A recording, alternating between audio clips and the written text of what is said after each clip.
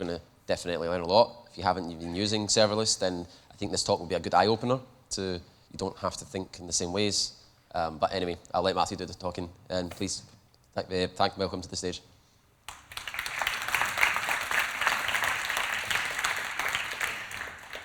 Okay.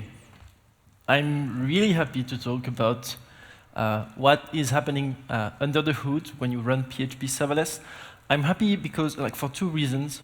The first one is I've talked about Bref and serverless before at PHP UK, and I've seen several people talk about it as well. This time it's a bit different. We'll go into details. I'm also happy because this morning my laptop was not working at all, but it's working now. We can do the talk. I'm really excited to get started, so let's go. For those of you, if you've maybe heard the term serverless and you're confused, you're in the right place. I'm going to introduce very, very quickly what serverless is. Serverless is a way of hosting your applications. You can use servers, you can use containers on servers, you can use Kubernetes, you can use shared hosting if you want. Serverless is just another way of hosting your applications. And we'll see how it's different, obviously. Why should you care about serverless? There are several reasons. The two main ones, I would say, are about the ability to scale your applications in an easier way, I would say, like scale more, because we are delegating a lot more work to the cloud provider. And the second reason would be simplicity. I'm not saying serverless is the simplest way ever to run your applications. There are some parts that can be a bit complex, but it's a simpler alternative when you need scale or where you need very secure, like to host applications in a modern and secure way with redundancy, with good security practices. So it's a good alternative. Anyway, I will talk about what I know. So I will talk about serverless on AWS. You can do serverless on many cloud providers. If you are using PHP, the choice is a bit more limited. I will talk about AWS Lambda specifically, which is the AWS service to run code serverless. And funnily enough, AWS Lambda does not support PHP natively. So if you want to run PHP on AWS Lambda, you have to use a custom runtime. So you can build your own. Don't do that. You can use Laravel Vapor or you can use Bref. And I will be talking about Bref. We will see how Bref runs PHP on AWS Lambda. But what I will explain mostly applies to Vapor as well, because they run PHP in a very similar way. And so what is Bref? Bref is a project I started 6 or 7 years ago now. And it's an open source project that brings support for PHP on AWS Lambda. It was, and if you've heard about Bref before, maybe in the past, it was experimental. It was fun for me to build it. It was kind of weird at first. I would say that today Bref is a bit more mature, a bit more boring, like almost a boring technology, I would say. Not yet, but close to it. Bref today, so it's an open source project on GitHub, and it has more than 150 contributors now. Obviously not all active now at the same time, but yeah, it's got a community that's really, really satisfying.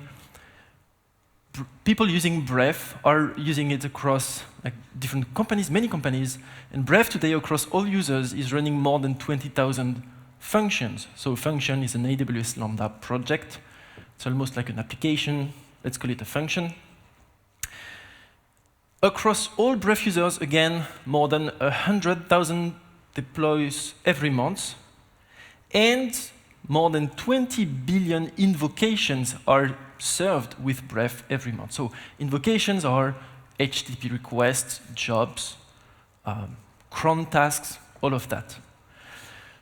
So Bref is used in many different companies at scale, and it works. That's the point I'm trying to make. Anyway, we'll see how it runs. We'll see the complexity. I really want to insist on the fact that you don't need to understand that to use it. The whole point of Bref is to hopefully make things simpler. What I want to do is to help the PHP developers host their application in a very simple way. So I want to show you how simple it is to use it, and then we'll see the complex part. So to use it, Bref is a PHP package. You install it with Composer, and what you have to do is create a YAML file in your project, a serverless.yaml file. It looks like this. This is, let's be honest, this is the simplest example I could come up with. If you want to deploy queues and databases, and you can, but you have to write more YAML. But this is a demo application. I want to deploy that to AWS. That's the only choice you have, with Bref at least. And I'm creating a function, and I'm using PHP 8.3. The -fpm, we'll see about that. I'm saying send every request to public/index.php, and the URL true says I want a URL, because this is a web application. I want a domain for my application. And then I deploy with the command serverless deploy. And it takes so 30 seconds if I deploy the application before, but the first time it takes a couple minutes. And I have my URL. I can set up a custom domain, obviously. I can set up assets and so on. But that's the simplest example. Let's dive into it. And let's do a demo. I'm not going to do a demo of how you run or deploy stuff with Bref. That was kind of the slide before. I want to show you how things run with Bref. And so if the demo gods are with me today, I've built a serverless application with Bref. And the button at the top right, when I click it, it sends a request to my application. And we should see what happens. So let me send a request. It's an API, there's no UI. Sorry, did I click? Oops. Let me try again. And let me refresh. It's using WebSockets, so sometimes the connection drops. Yeah, OK. I sent a request to my API. And now we can see a gray bar. This is kind of like a server. And the blue part is the request that were received and handled. I can send more requests, and I can see my request being processed by PHP. So the blue part is when PHP runs. The gray part is like a server. So now what I want to do is ask for your help. Instead of sending one request, I want to send many requests. So please open up the app on your smartphone, and we'll see what happens. There will be an emoji. Feel free to press it. Cool. It works. It's always a bit scary doing a demo at scale with the conference Wi-Fi. Perfect. That's the point I'm trying to make. I deployed the application. There was no server or instance. Let's call the gray parts instances. And you can see that the app scales in real time. I don't have to provision anything. I don't have to think about how many servers I need. It's still running. Perfect. I did the demo once before at the conference, and it just crashed. I optimized a few things. So this is a React application. It's connected via WebSocket to the application. And I kind of hacked into AWS Lambda to send live events to React so that I can display the requests. So we'll dive into how things work. But what I want you to see is, obviously, it's scaled in real time.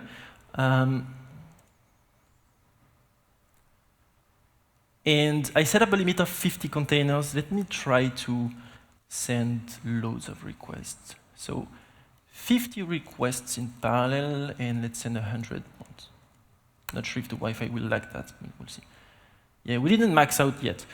So now I should have about 50 containers available. And if I ask for more, any extra HTTP request will get a response an error as a response.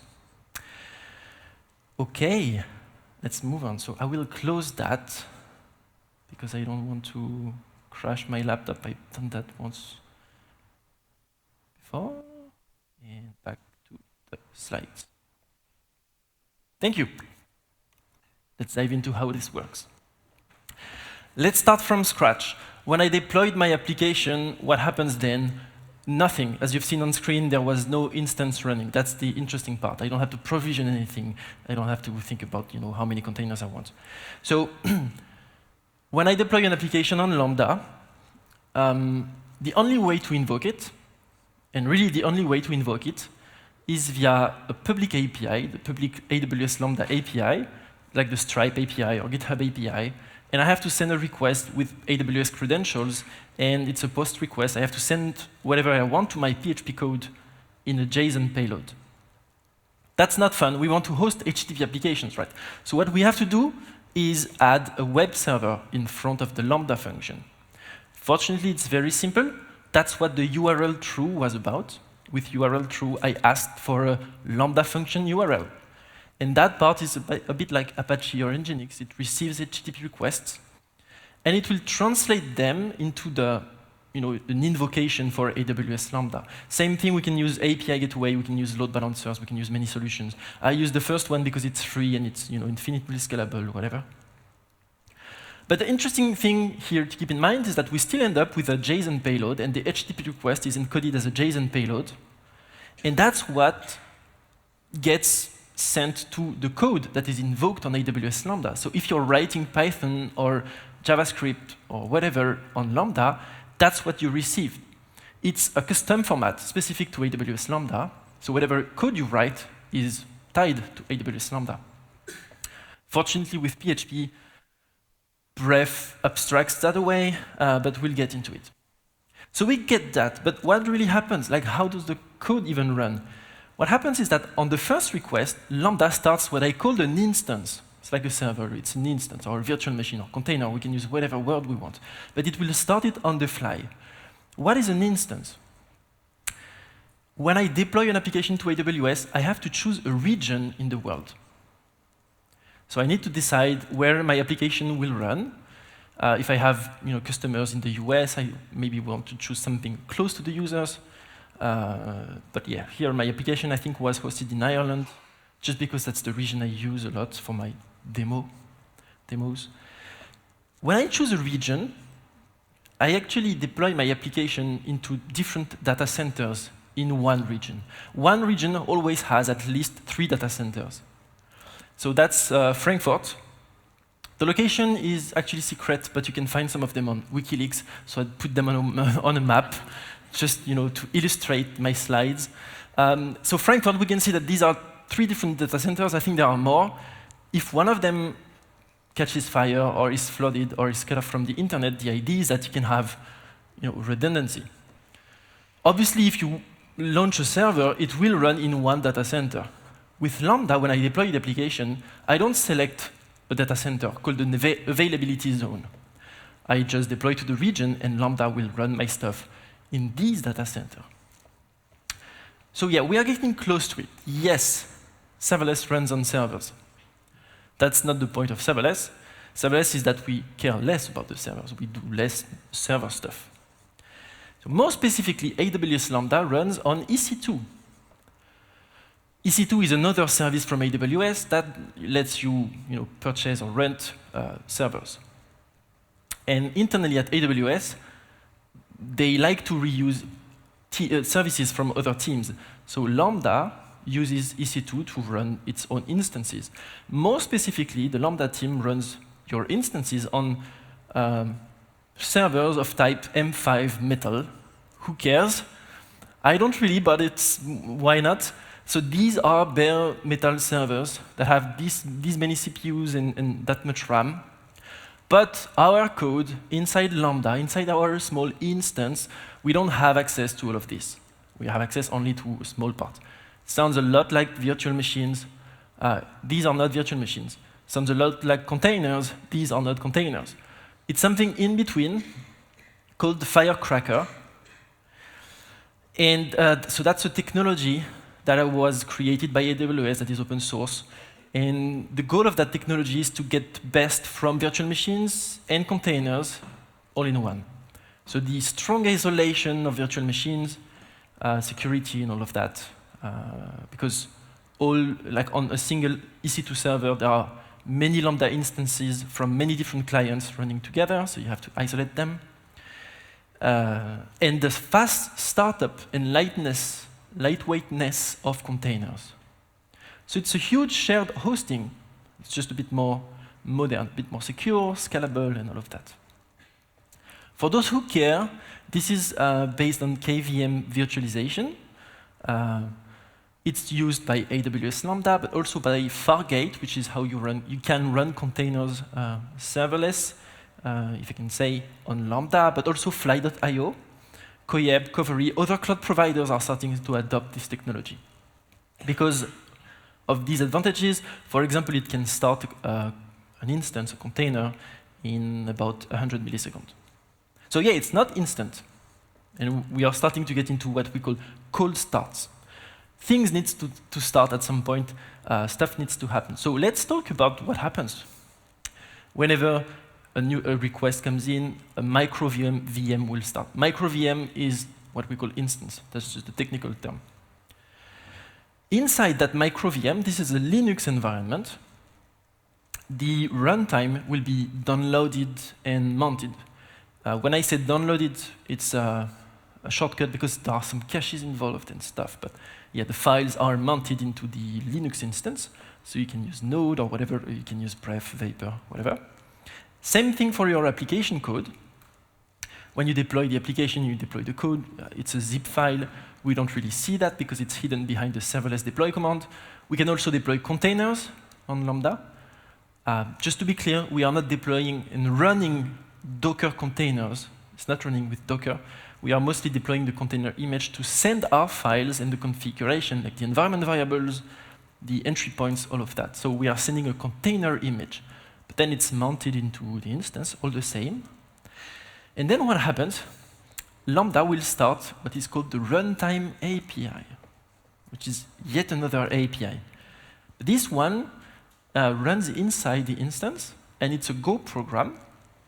If you search hard enough on GitHub, you can find the source code. Here is just an extract. This is what happens on a startup. So it records the start time just for telemetry, like observability. But it starts a file called /opt/bootstrap.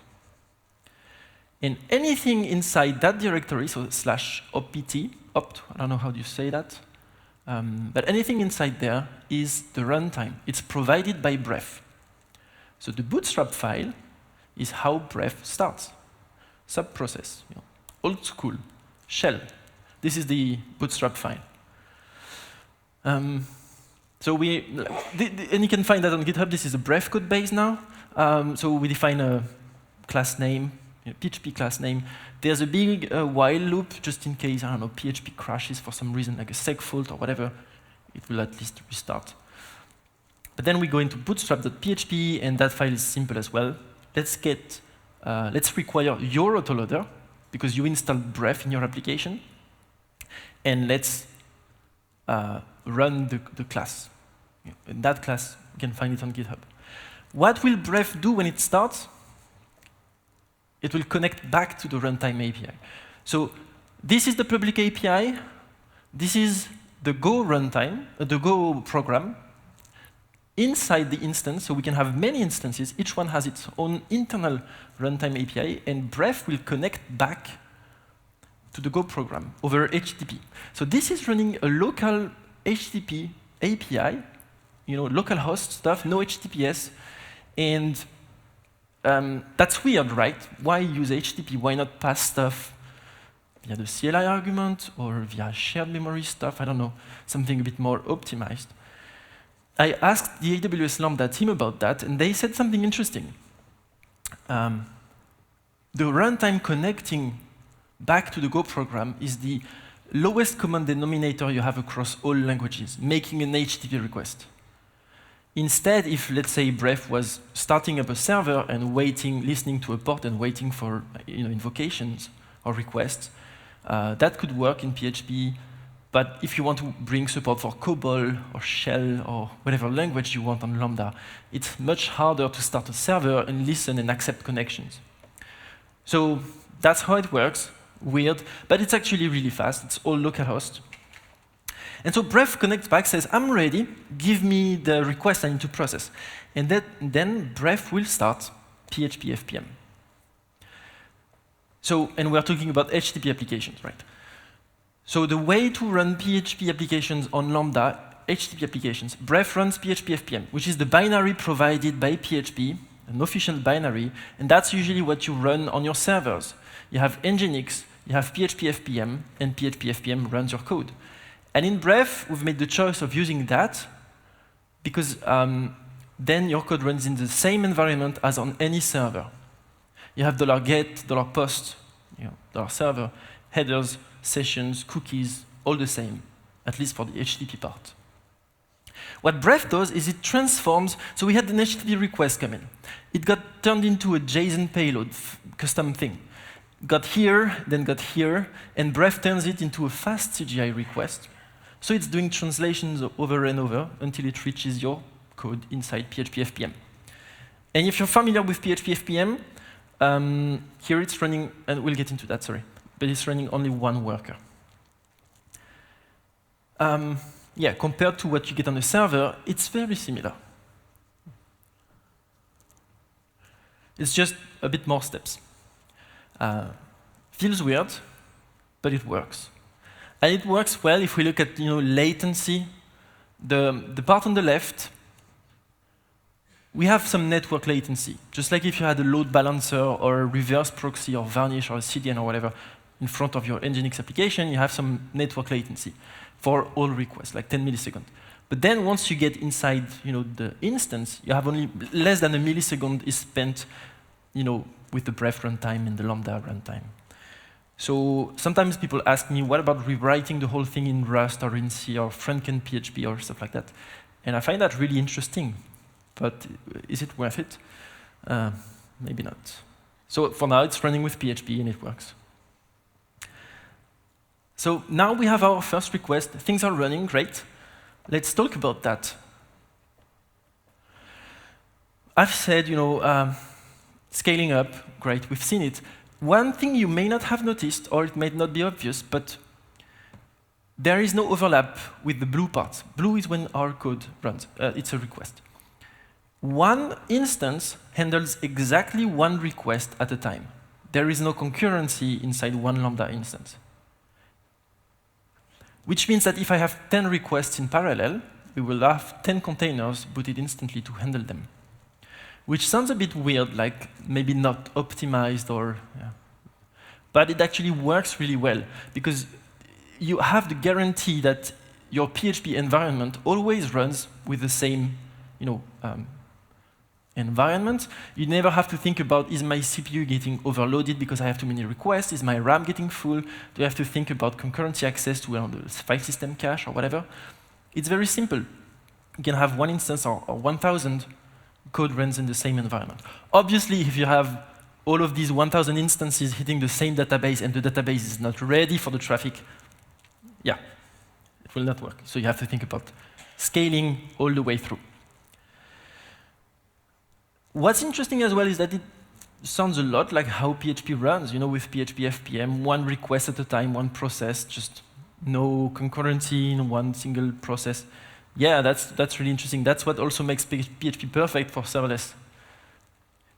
When you code with Node or whatever, you think about handling as many requests as you can on one process. And it's fun, but then you get into Lambda and you have to rewrite your code or think completely differently. Here we don't. We just put the code and it works the same, basically. One thing to understand as well is that the gray part, the container is active, the instance is active. Any process you have in memory is there, but the code is frozen. So you cannot run anything between requests. It's really event-driven, which makes sense because HTTP is event-driven. A word about cold start. So whenever there's a new instance that starts, we have a cold start. I mentioned like 100 milliseconds. Actually, it's different than that. So depending on the size of your application, a cold start can take from 200 to maybe 800 milliseconds, even sometimes 1 second if you have a huge application. That's annoying, yes. Any subsequent request, of course, it's instant. There is no performance difference with a server. So it's mostly cold starts that you have to think about. Now, this topic gets talked a lot with serverless. It's not that important from experience. It really depends. Are you building something real-time? If you are, if your application cannot tolerate a cold start, serverless is not the right choice, obviously. But in other cases, the great thing with this model is that you never have to think about the application getting slower with more traffic.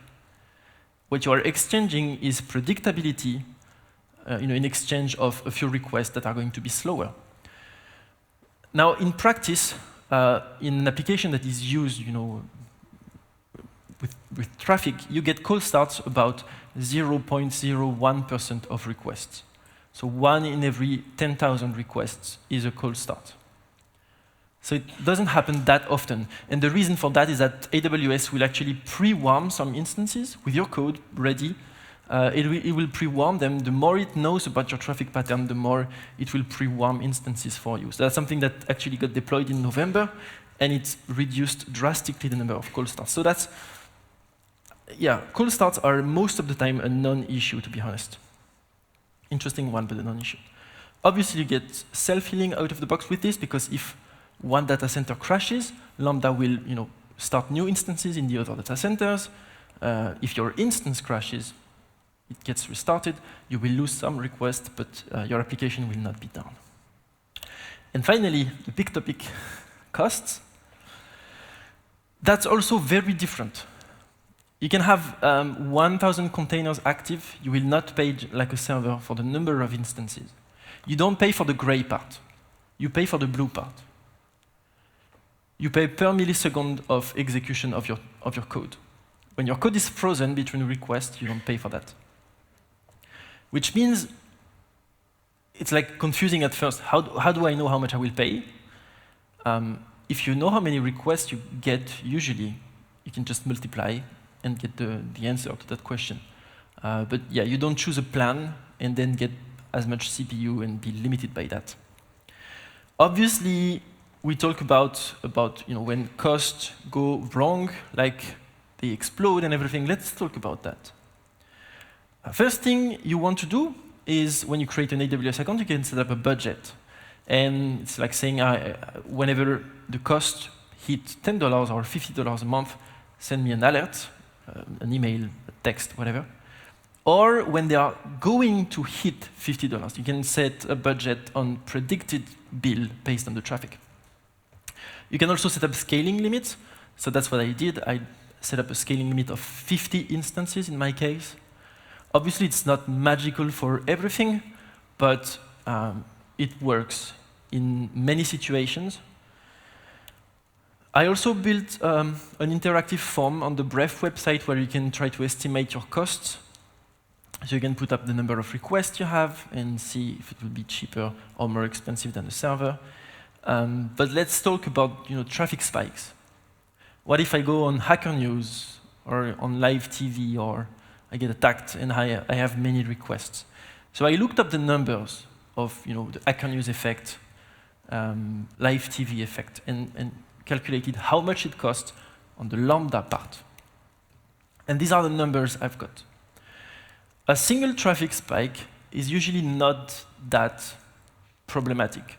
When you send many requests to my application, I'm not really worried about the cost, because getting 1,000 requests at once or 1,000 requests in a month, it's the same cost. So the actual cost for scaling up, so yeah, Hacker News, you go on the front page of Hacker News. Live TV, this is a TV show we have in France, and it's like the meme in all startups where if you go live on that show, your website goes down. And I found that really interesting to see. Obviously, I cannot guarantee that your database will not go down, but I found that really interesting to see that if you pay $2, your app stays up, you're on live TV, you have loads of traffic, and I mean, it's not a bad deal, in theory, at least. So yeah, you have to watch out for long-term, if you have loads of traffic for a long time, that's when cost obviously can go up, and that's where you want to set up budgets, alarms, estimate the costs, everything.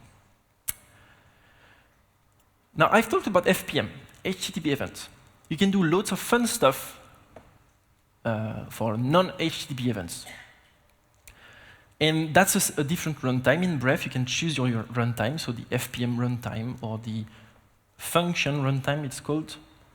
And it works a bit differently. The principle stays the same, but instead of running with PHP FPM, Bref will actually invoke your class, your code, directly in the same PHP process. It's very simple. It's, you set a class name or a file name, and Bref will require it. Now, so you don't have HTTP. Again, you can invoke your function manually with the Lambda API, but the most common use cases are having AWS invoke your code. S3, SQS, Event Bridge. So S3 is file storage. You can have your code run whenever a file is uploaded. You don't have to set up a watcher or whatever. It's just S3 will invoke your code when there's a new file. SQS is a queue, like RabbitMQ, and so SQS can invoke your class directly whenever there's a new message to process in the queue. Event Bridge is an event bus, distributed event bus to communicate between microservices or applications. And you can have one application emit an event, and you can say, please call that class whenever there's this event. So that's really powerful because we don't have to think about the glue code that, starting up a daemon, waiting for events or whatever. And the code that you write, so I said it can be a function, it can be a file, it can be a class. That's the most common use case. Here is an example for S3 events, where so these are Bref classes that you can extend, and you get a typed object, and you can retrieve the file name, the bucket name, and then you can get the file, resize the images, or process the videos, whatever. Same thing with SQS. This time we are actually invoked with a batch of events. You can set up the batch size to 1 just to have one event, but it's still an array, so you have to do a for each. But there you go. That's how you write a job worker. Now, if you use, I think that's where. If you use Laravel queues, if you use Symfony Messenger, there are native integrations with the frameworks in Bref. So you don't even have to write that. This class will be provided by Bref. You don't have to think about it. And you can use Symfony Messenger or Laravel queues just like you would on any server, which means, again, you don't have to couple anything to AWS. You can just have Bref invoke Laravel, and it just works. But if you were, how do you deploy that? Here is just a quick example just to illustrate how you can use that. I'm saying I want to deploy, so I'm not deploying a function here, I'm deploying a whole construct, so it's a concept, high-level concept, where I say I want a queue, it's called job queue, and I want a worker, and this is my class. This is the simple version, obviously. Now, the class, it's a normal class. It runs in your application with Laravel or Symfony booted and ready. You have facades, you have dependency injection. It's like a controller or a command. It's not running separate from your application, so you can use models and repositories and whatever you want. One thing to note as well is that you can, and I'm just going to glance over that part very quickly, but you can configure Bref to run your thing as a worker mode. So just like you have Laravel Octane or Symfony runtime, just like when you run workers, you keep the process alive because you don't want to boot the framework between requests or between jobs. You can do that with Bref. This is basically how we integrate natively with Laravel Octane. There is native support for that, for Symfony runtime as well. And so you can get very interesting performance improvements by switching from the FPM runtime to the Octane or the Symfony runtime. But yeah, if you're interested into that, just have a look at the docs. I'm saying it keeps the process alive. It doesn't change anything with the execution model. You still pay for when your code is running. In between requests or invocations, everything is frozen. That's just how it works. So this is how things run. And I wanted to leave you with a higher level view of what you can do with it. Because the big question often is, now that I understand a bit more, who is it for? What kind of projects would benefit the most from going serverless? Is it small applications, large applications, monolith? microservices, going crazy with AWS stuff. It's complicated. Or actually, it's simple, I don't know. Different examples to illustrate. First one, my blog, a really small website. It's, I think it used to be a Symfony website, it's now a Laravel website. I'm not sure, I just built it, it runs. It's been running and it doesn't cost me anything. There is no database, this is a blog, so it renders Markdown, you know. And it's like the free tier is 1 million invocations free with AWS, so I'm good. And 1 million per month, if I'm not wrong. Yeah, so I'm good. We can see that response time are good. Just like on any server, if you don't think about the call starts, performances are fine. But it's not just for small websites. It's great for side projects, but there are real projects running with Bref in production. Bcast.fm is just one example. They have more than 100 million requests per month, and they've been using Bref for 4 years now in production. You know, they're happy with it. It works. You can even use it with larger websites. Sua Musica is like the Brazilian iTunes, and they serve over 1 billion requests every month. They used to run in 2019, they used to run on EC2 and ECS, so containers and servers, and they migrated to Lambda with Bref. They actually saved money just on the hosting part, not just if you think about salary as well, that's something to consider. They don't have to think about, you know, they don't have to maintain the containers. But yeah, they saved money on the hosting part. So even at that scale, you might not end up paying more. That's usually what we hear about serverless, but most projects are actually cheaper to run on serverless. I'm not saying all projects. Another example, a French website. I'm not sure if you have the same newspaper here, but yeah, 20 Minutes is a very popular newspaper. They run the whole website with a Bref proxy application over the API. So it works for proper websites we use every day. Final example, Trezor. So this one is interesting because it covers two different approaches. Trezor is a bank, and they run with PHP. And it used to run as a huge legacy application on servers that they were maintaining, and they actually moved to Lambda. So what they did is they took their own old legacy application and they just put it inside Lambda with the FPM runtime. Obviously, they did that route by route, progressively to check that there was no regression, but they moved the legacy application into a single Lambda function, and they called that a bank in the Lambda. And it worked. And so they moved the whole thing as a monolithic application on AWS Lambda, and they were really happy with that because they saved money and time. And you could do that, and you could stop there. Running monolithic applications on Lambda is great. I do that. It works for many people. You don't have to go crazy with AWS. You don't have to go crazy with architecture. But then they kept growing.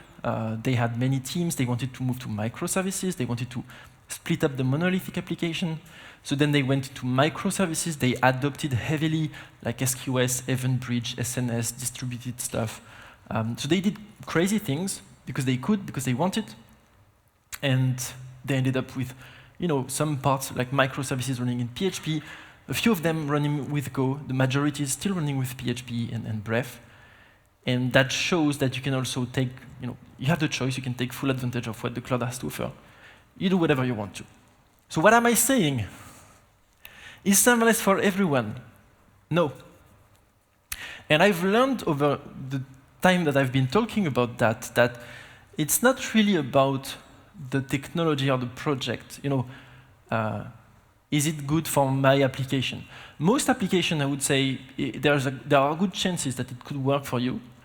If you are not doing real-time stuff, if you are not looking for the absolute, cheapest way, or there are some scenarios where it wouldn't work. But I think the most important part is about the team and the people. I have very good friends that love doing Kubernetes stuff. They love doing server maintenance, or they are good at it. They don't need serverless.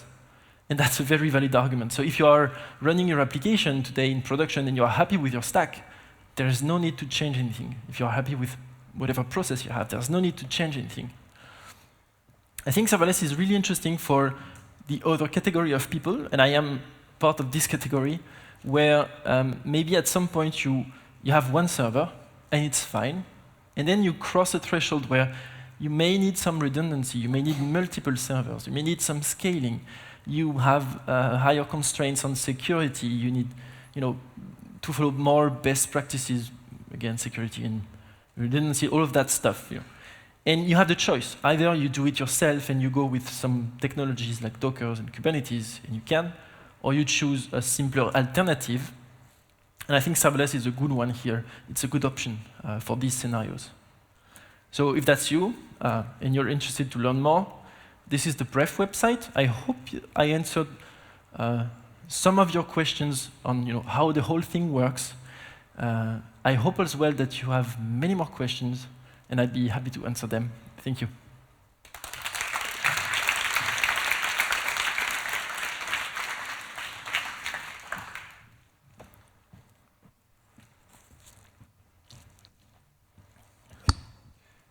Is anyone playing with the... let me reopen. Questions? Hello. Yep. Also, I've seen Slack. Somebody's got a question there, so we'll do that as well. Hi, thank you for the presentation. 2 questions, if I may. Is this a way to run persistent opcache while using Bref, for one question? Another one, do you think AWS will ever introduce native PHP run libraries, or that's not going to happen? Thank you. I would say yes and no. First one, any container you have here, PHP starts or PHP FPM, and then it runs just like on any server. So anything in here, just like on any server, you have opcache. Whatever you cache in the file system stays here, but is not here.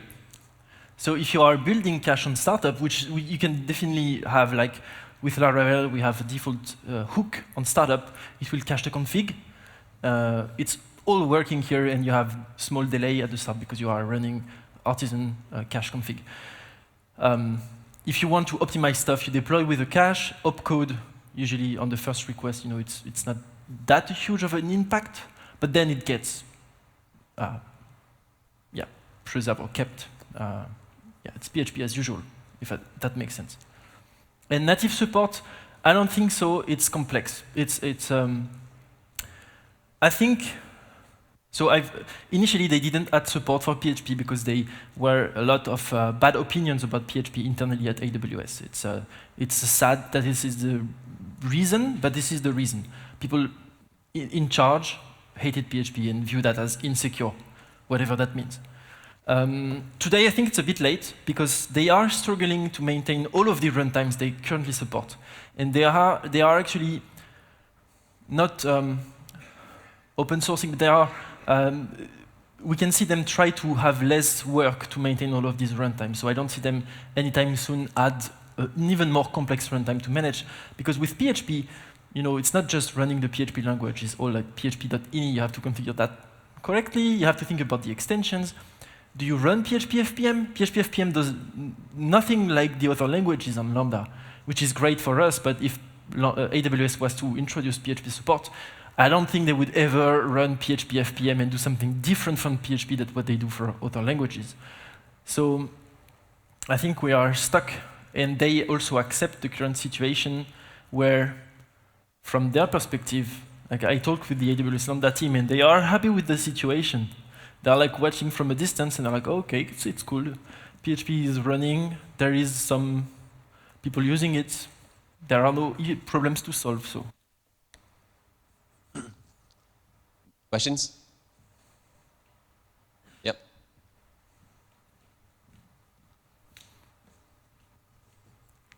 Actually, if I can ask 2 questions as well. First question is there a sort of upper limit or any other restrictions? You mentioned cost, obviously, but for example, let's suppose you choose a particular area and it so happens that in the time that is your busiest, lots of other people that have chosen the same area, it's also their busiest. Would there be any limitations along that?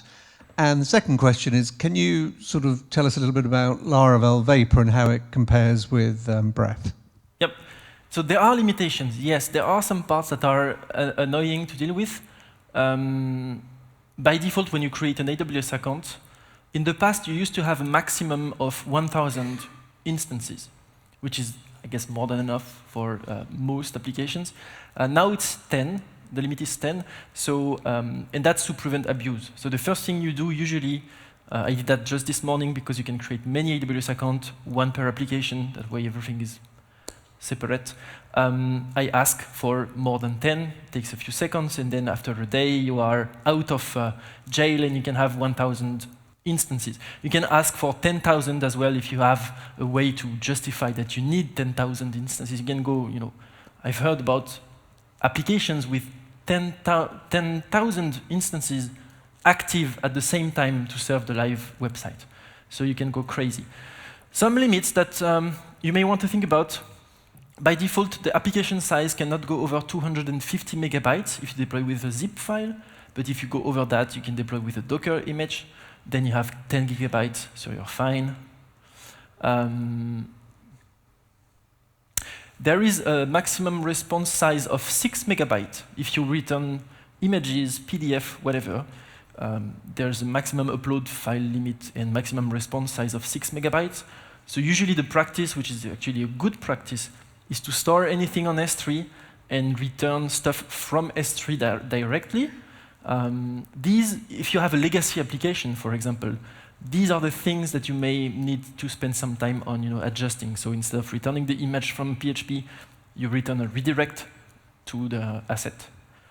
These are a few examples I have in mind. So there are parts when you need to adjust. As for Vapor, they run mostly the same. Basically, what you get on Lambda is very similar. What is different is the experience. So Bref is mostly the YAML file and the CLI to deploy. And then you lack the practicality of Vapor for some parts, like deploying networks and databases. I think that's the biggest part. So I usually say, I have some people come try and use Bref, but you can tell they are completely lost. So if you want to start out, use Laravel, and you are really feeling lost with AWS, Vapor is a very good option.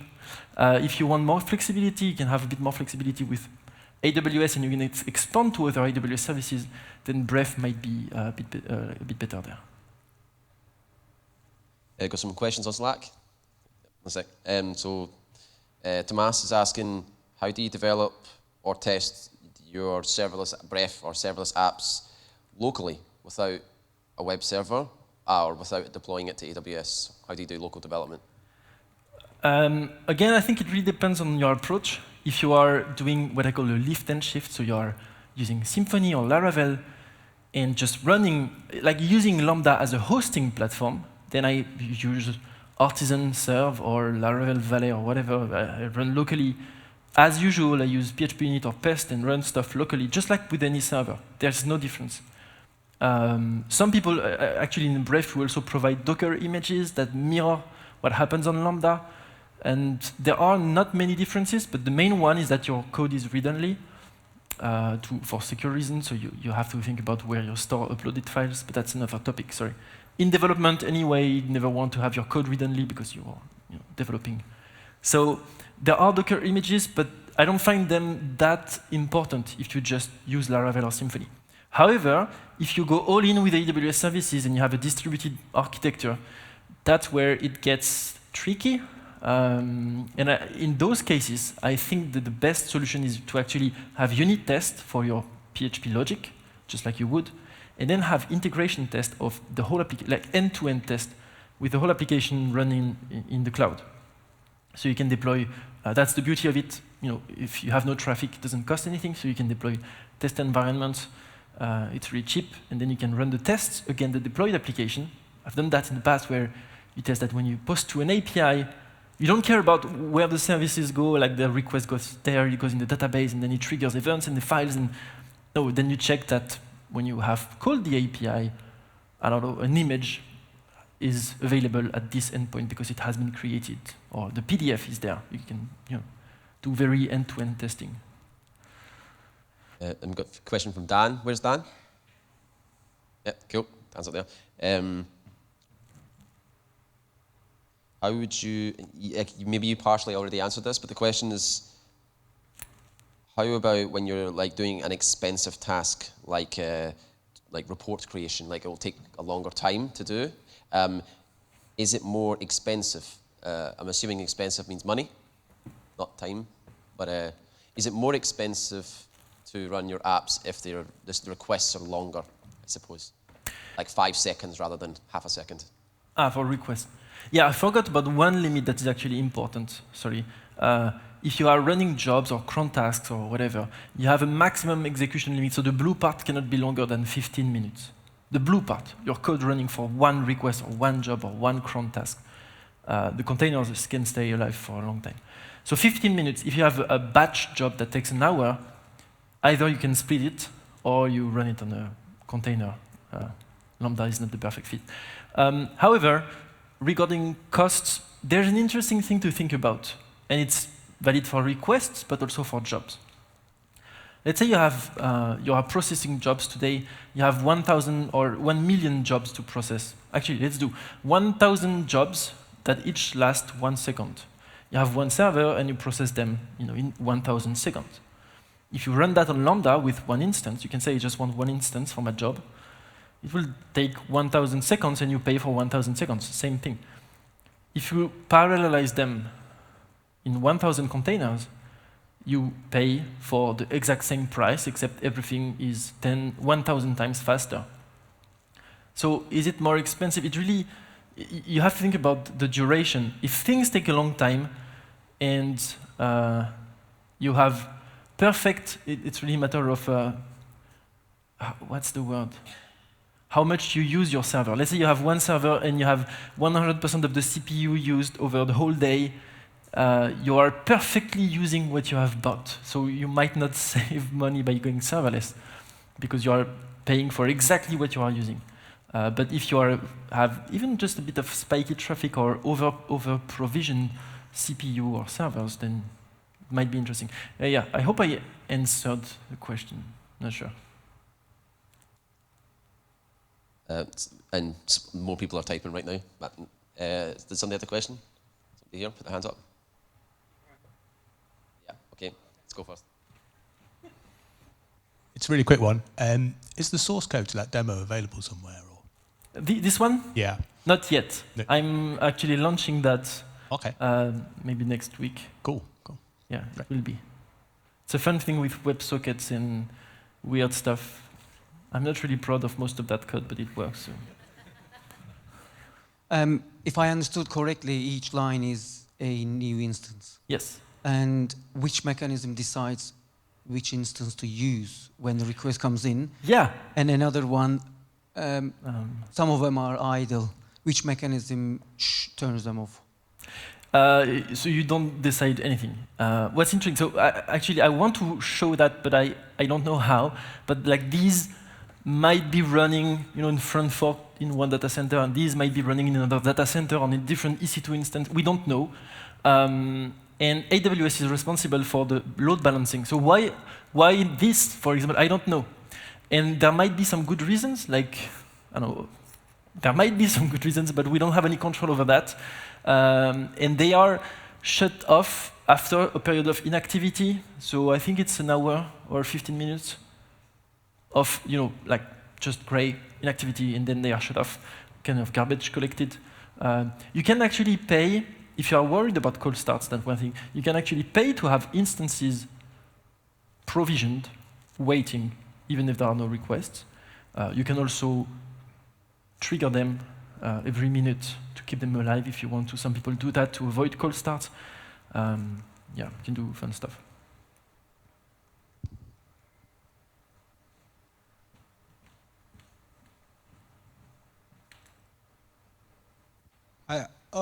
If we want to enable non-standard extension, right, on this, right, how we can achieve that?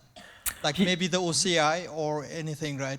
MS SQL, right? If we want to enable non-standard extension, how are we going to achieve that? Right, so PHP extensions, this is a complex topic because I guess Marcel knows about it as well for herds, or it's a complex topic for anyone distributing PHP.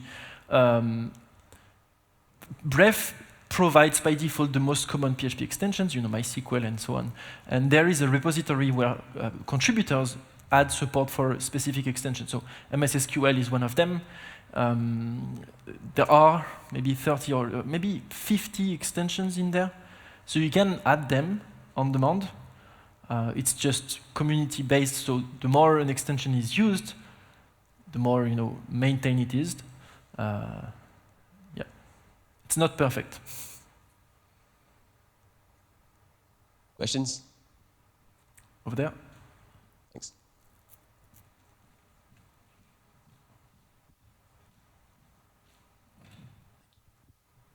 So you talked about the fact that obviously it includes load balancing and AWS is doing that for you. What I wanted to understand is how is it deciding to spin up new instances? Is it just sitting there and saying, I'm getting a certain request rate, or is it looking at the load on the instances? How is it deciding I need a new instance? Right, yeah, maybe, sorry, to be very clear, if one instance is busy with a request, it will not take another one. So it's very simple in the sense that AWS takes the number of instances available. If none of them is available to handle one more request, it will spin up a new one. So that's where the scaling model is really dumb and simple, and that's what makes it very scalable in a way. I know that it feels weird when you talk about, I see tweets sometimes about how, using this language or this framework, we can handle like 10,000 of requests on a single small server. And I find that really impressive. I do. I think it's really impressive. But that's like the opposite of that. Behind the scenes, obviously, we are actually, it's like a big shared hosting. So we are actually letting AWS optimize how they handle many requests on one single physical server. So that's where I make my peace with that. I don't do the optimization, AWS does, and I don't pay for servers that are 1% CPU usage. Yeah. And just super quickly, if it's all right, you obviously talked about cold starts as well. If you do get a cold start, is the user going to see an error while a cold start, or is it just going to be a slower request? They're just going to be waiting longer? Yeah, slower request. Perfect. And usually you can tell them on dev, in my dev applications, I can see those because I deploy with the dev dependencies. I don't optimize the cache. I'm just too lazy to do anything. And so I see like 1 or 2 seconds of delay. In production, it's usually much faster because it's optimized, it's smaller. And yeah. Perfect, thank you. Anyone else? Dan had a question on Slack, how to manage database credentials and stuff like that when you deploy the container using this or using Lambda. How do you manage credentials? The credentials? For the database, like? Yep. The default thing is environment variables. So you can set environment variables in the YAML file or in the configuration of the function, and you can, there are different ways from not secure to very secure, but one way is just to set the secret in the environment variable. You can set up the secret so that it's retrieved on deployment, so it's obviously not stored in the YAML file. There's also a feature in Bref to have Bref on startup retrieve the secret from the Lambda function, so it's actually decrypted at runtime. There are different options, but yeah, environment variables is one option. You can deploy your .env file if you prefer. That's also one option. Works fine. Yep. Jacob up the back has asked if a user does get a cold start, so it's going to be maybe slow for them. Yep. Is there a way to detect that and then maybe put them on a different instance that is not that one?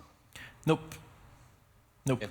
The one risk with cold starts, if you really want to think about the problem with cold starts, is if you have a microservice architecture and you have synchronous calls between services, which usually you want to avoid, but let's say you are doing something not great, I've seen that, or even in the client making 10 AJAX requests, and then calls the backend, cold start, which calls an API, cold start, which calls an API, cold start, and then you have like 10 cold starts chained together, and that's a mess. It's a rare scenario. You have to ask for it in some sense, but with most applications, it's like, again, one request in 10,000. So in exchange, you get scalability. Dan's asking, how do you know, how would he know that you have 20 billion invocations per month? Ah, that's a good question. Yes. So I'm doing something called telemetry. I am spying on everyone using Bref. This is something that is heavily documented on the Bref website that I'm really happy to talk about because I think most, like many open source projects, would benefit from it. So what I do, and you can, there's again a whole page of documentation about that. There's on 1 in every 100 invocation on Lambda, Bref, unless you disable that, Bref will send a few bytes over a UDP protocol, so there's no performance impact at all, and the few bytes just contain the information that an invocation happened somewhere. It's all anonymous. It comes from Lambda instances, so the IP addresses don't represent anything. There is obviously no user data or whatever sent. And it all gets sent to a server I have, server, because it's listening to UDP protocol, which is very, very low level. And then I just put that in CloudWatch metrics, so it's a database. And I track the number of invocations. And that number has been really helpful for the project, because basically I get kind of a foot in the door with AWS. When I go talk to them, I can say, hey, we are 20 billion invocations with that community project. We are not, no one, PHP is not nothing, you have to listen to us. And it's been helpful in many situations when talking with AWS, so that's why I don't regret doing that. And yeah, if you want to see the details, honestly, this is interesting, you can go on the website.